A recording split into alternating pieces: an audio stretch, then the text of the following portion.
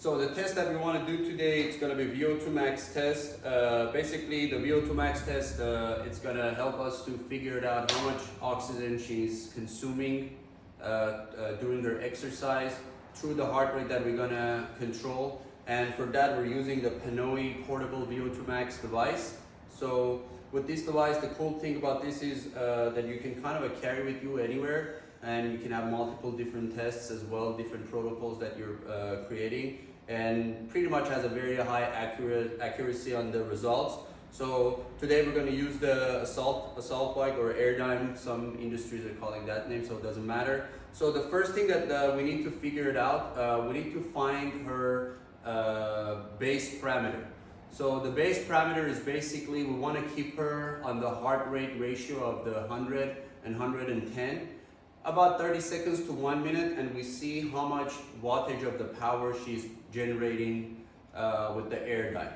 And then after that, when we have that number, then we want to ask her to kind of push herself all the way to the RP 9 out of 10 and see like with the first 30 seconds up to 2 minutes by her basically work capacity, what power she's gonna generate over there.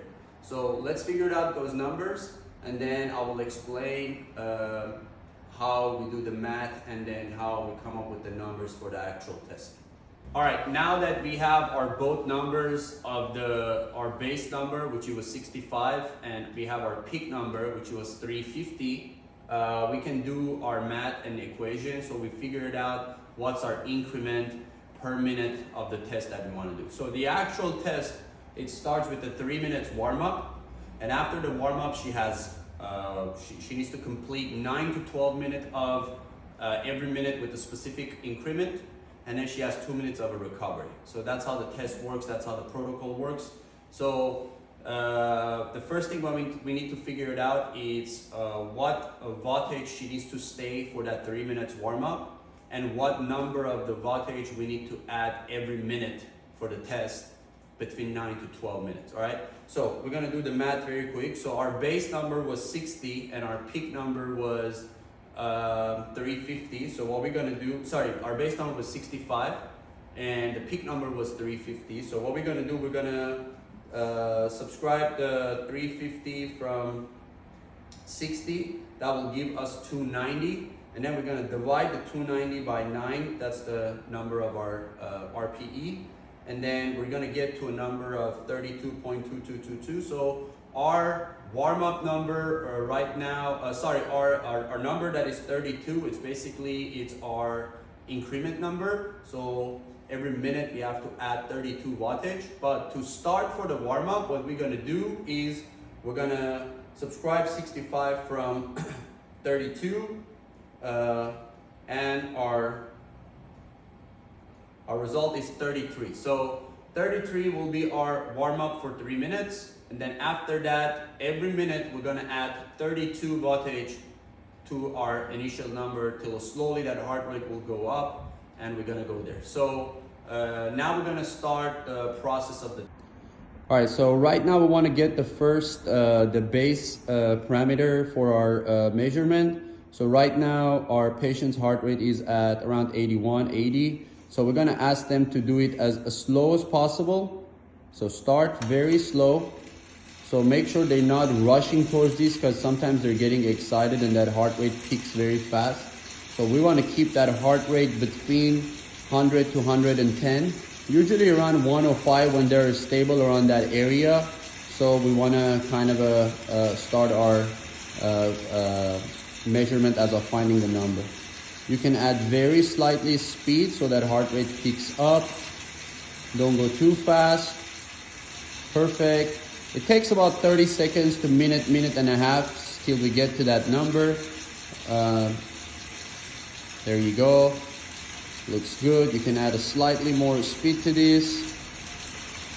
So as you see, the heart rate is increasing, and from there, right now we're closing to the 90. Heart rate is going up. There you go, it looks good.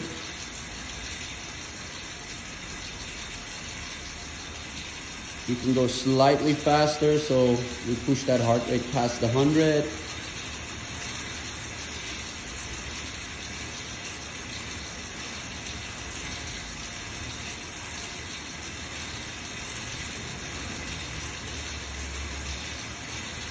And as you see, the heart rate goes up a little bit faster.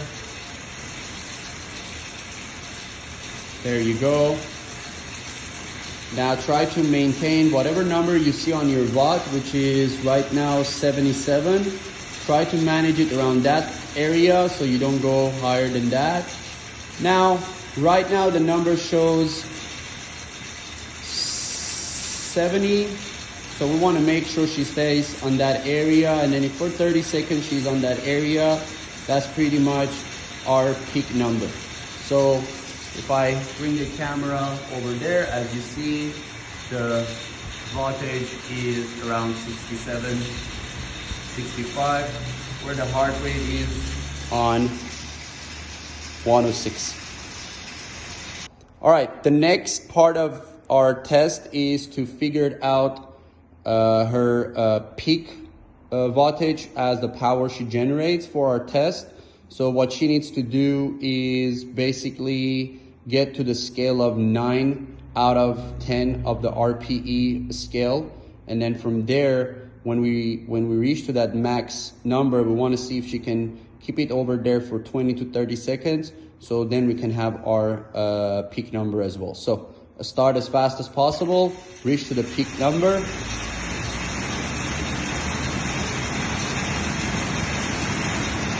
So the heart rate is not really important here. What is important is to reach to that max number on the power. All right, the next step is we connect the device to the application and then calibrate the machine and then give her to wear the device, put the mask on, and be ready for the test. So for that, she already have her application here ready. So what I'm gonna do, I'm gonna basically proceed to a setup,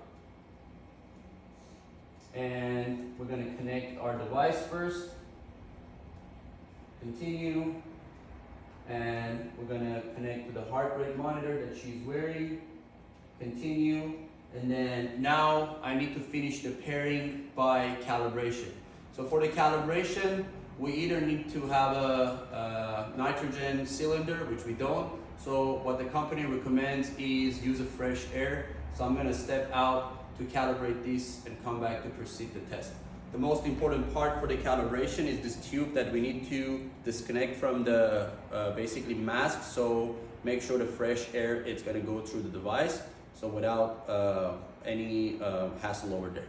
So, all right, so we did the calibration. Now, the next step is to upgrade our protocol based on the numbers that we found. So I'm gonna click on the protocol and then get on the edit parts. We're gonna go on next. And then here's why I wanna change the numbers. So for the warm up, as I mentioned, our initial watts for the warm up was basically the number that we found, one increment below, which it was 33. That means she's got to stay there for 3 minutes. And after that, it's her actual test, which her increment is 32. And on every 1 minute span. So every 1 minute, we're gonna add 32 watts over that 33 of the warm-up. Update exercise. And the last one is her recovery. When we're done with this, we're gonna click next. It's gonna give us a review, and pretty much that's it. It tells us how everything is gonna work. All right, now let's go and proceed the test. All right, we're gonna go for our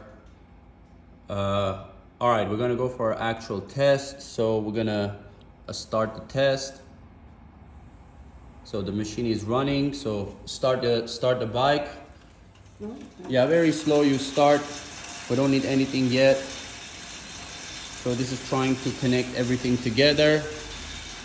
So the patient is gonna start just normally breathing back and forth. As soon as it starts capturing the oxygen, as you see the heart rate is going up, she's gonna keep the power that she's generating, so that watts try to keep it around 33. Right now it's on 58, so try to slow down and keep breathing. Keep it around 33. So try to not go, there you go, stay there. And calibration check is complete. We're gonna click on proceed. So she's gonna stay here for 3 minutes. So after that, we're gonna go to the next stage. So till she complete her test. So as soon as we start gathering some data, and as you see, the data is coming from here. And this is a stage 1. And again, after she complete these 3 minutes, then we're gonna go to the next stage. And on next stage, every minute, we're gonna add 32 over that 33. So we gotta do that math very quick and ask her to hold on that area. So we're just demonstrating this, how this works. The whole goal is every minute her heart rate is increased. So right now, keep that around 62. And as the heart rate goes up, the measurement starts capturing the data. And let's go through the back end and see what's happening over there as well. All right, on the back end, it's completely live. As she's doing the test, we're gathering all this information. Her heart rate is around 111. Try to go on the 80 right now. So we're asking our patient to add a little bit of speed for the test purposes right now, basically as a demonstration. Shows the live her VO2 max, and then all these data is giving us an information. My favorite one is here, that it basically shows what source of energy she's using on what heart rate. So it's a pretty much a live explanation of bioenergetics as of the fat, carbohydrates, power, and the heart rate. So right now she's pretty much, because of the heart rate is low, she's pretty much on completely on the fat. But as you see, when the heart rate goes up, kind of the carbohydrate comes for the assistant. And that's pretty much how the test works. All right, after completing the test, what's gonna happen is you get this beautiful, nice report. So it gives you all this information from the resting metabolic rate, from fat burning efficiency, her metabolic fitness, heart fitness, lung fitness, breathing cognition, breathing and posture. And as you see, all these scores kind of indicates where our patient is standing. The cool part is when you scroll down, it actually explains everything detail about the fat burning efficiency. It says why it's important and how we can kind of make it much better. So she's on a good stand, but her recovery, let's see, where's the recovery part? Might be on the other result. She's in a low risk. Oh, here's a great area that I like. Based on this test, what it gives you, it actually tells you exactly how much calorie intake you need on the days that you're working out and on the days that you don't work out. So it gives you exactly what you need to eat and what you need to burn. And another cool thing is it gives you the percentage of the stuff that you need to eat. And this is only one result that it generates. Another result that it generates is basically gives you it gives you more detail about the recovery capacity and the movement economy, how stable the body is during the breathing, and how the posture is. It gives you the biological age. And our patient is like, she's 43 years old and she's pretty much acting like that. We always want our biological age lower. So, and that's gonna be our kind of a goal based on this result. But again, another cool thing that you get from this PNOE VO2 max test is it kind of tells you what type of workout this patient needs to do to reach to her goals. So she needs to do about 20% cardio and 20% interval training. And as you see, what she is missing is the 60% of weightlifting. And no wonder some of the results were not good, because this patient is pretty much towards the different sort of a workout.